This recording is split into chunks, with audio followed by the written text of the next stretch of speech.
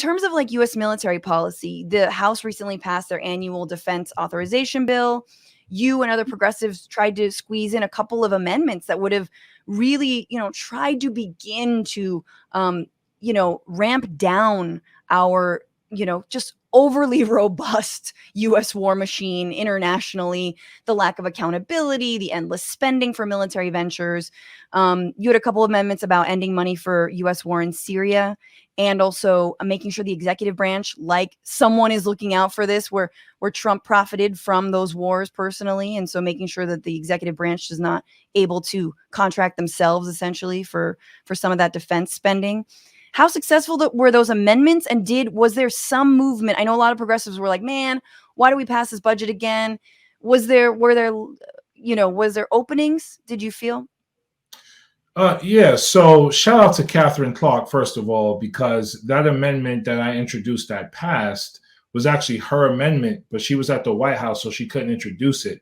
So I got a chance to introduce it, and my name was attached, and it passed, which was awesome. So shout out to Catherine Clark for hooking me up. And that was an amendment, to your point, that just doesn't allow the executive branch to profit from federal contracts, which should be common sense. No one in Congress can, but Donald Trump did his own thing, as a white patriarch. But anyway, so there was that one. And then I also introduced one that, yes, pulled us out of Syria, but also wasn't the immediate next step.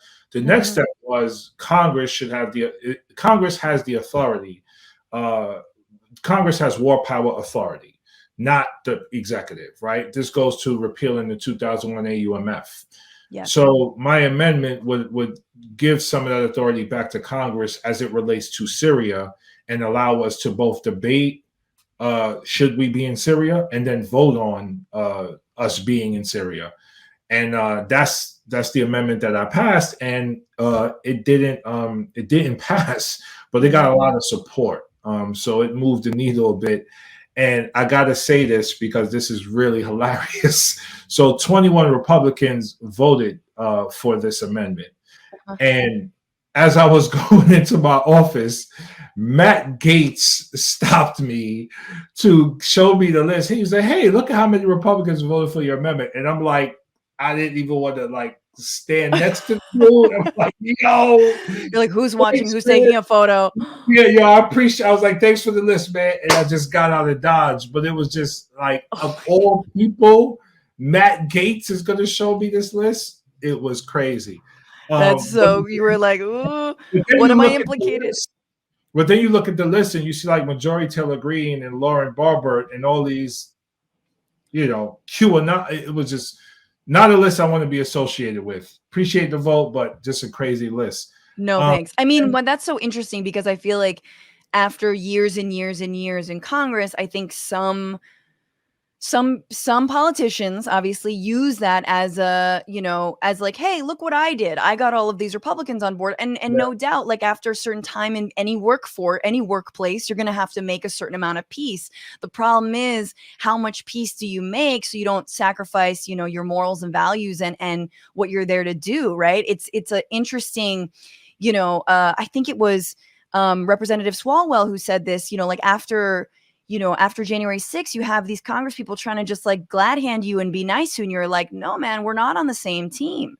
But yet that gets so rewarded by the media to be like, oh, look at this bipartisanship. Look how they worked with not a convicted, but like accused, maybe sex trafficker, Matt Gaetz. Like, yeah, it's really bizarre. It's a bizarre place in many of those ways. And let me just recognize one other amendment. Shout out to Ro Khanna, introducing an amendment to sort of handcuff Saudi Arabia's ability to support continuing war in Yemen.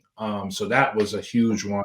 And I believe that one passed. So that was awesome. Like I part of my advocacy is not just anti-war overall, but really highlighting what's happening in Yemen and the humanitarian crisis there, and really, holding Saudi Arabia accountable so they could stop supporting the conflict there. So shout out to Ro Khanna. That was a huge amendment that passed. And yes, overall, the needle's moving a bit because you have people like myself and Corey in Congress now, and Yeah.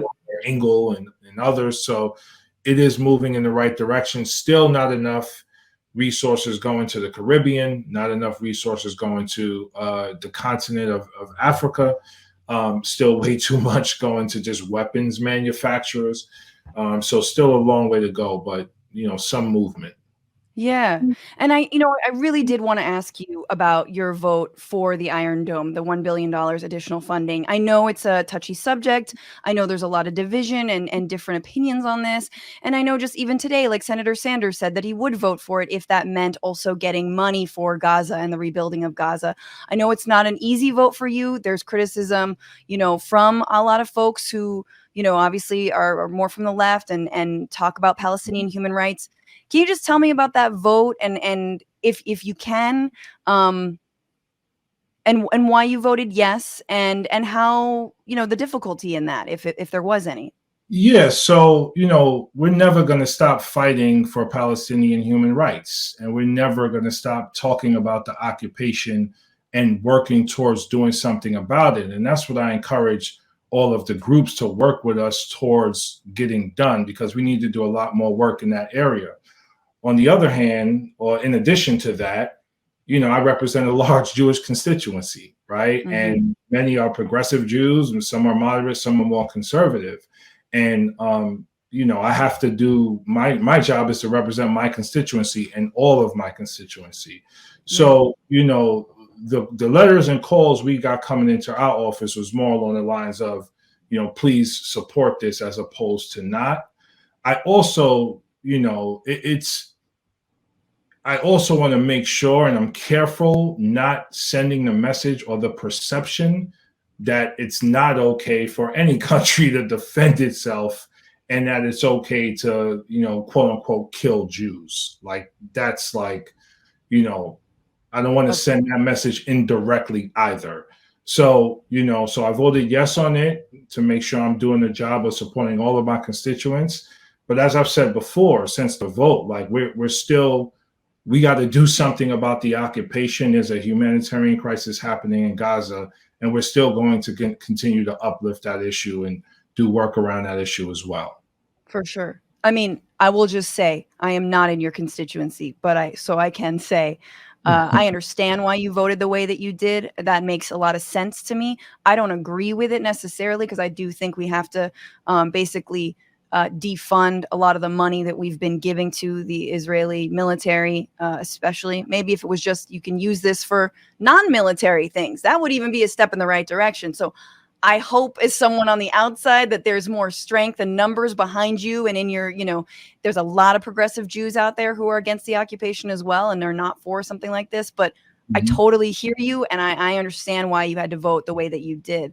What's going on, Frantifa? If you haven't already, subscribe to this channel right now. Hit that button. And also, you can become a patron and support the show every single week. Get access to bonus episodes and exclusive merchandise. Patreon.com/Bitchuation Room.